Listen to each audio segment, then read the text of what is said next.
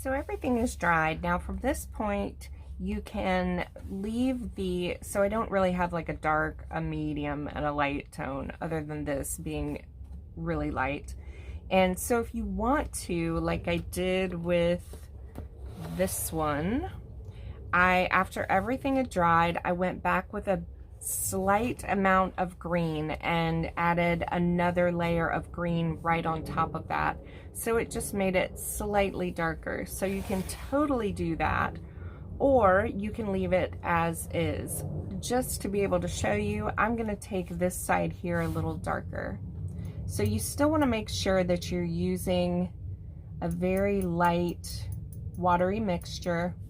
Fill up your brush, lay a little color in, and then I grab water, I tap off, and now I'm gonna pull this color throughout this whole side here. So I don't wanna go super, super dark. I just want another layer of color on there. And you can, while this is still wet, if you want, you can add more color, of course. So you don't have to keep it just one color either. And while I'm at it, I think I'll do the same thing to this one.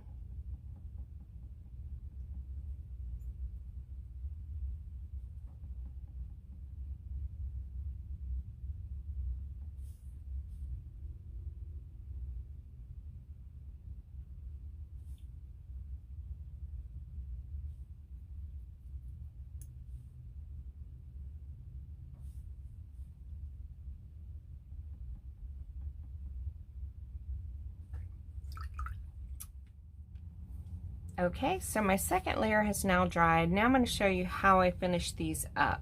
So for these particularly, I feel like these white areas, sometimes they're okay, but I also like to take some of this very light color. So I'm going into that warm blue and put it right into those white areas. I tap off a bit and kind of rub it into the white spaces, and I change color. So now I'm grabbing purple.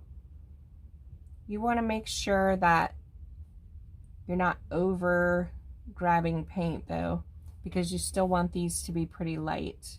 You want that white to come through. But there's just something about this that just really looks cool.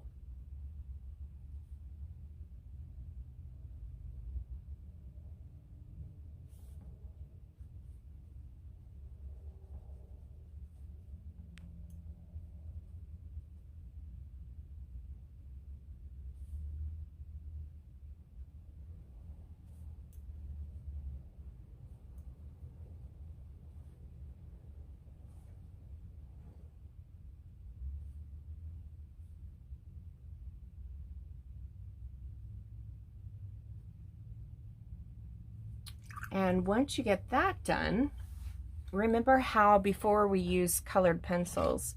So that technique also works really, really great for these.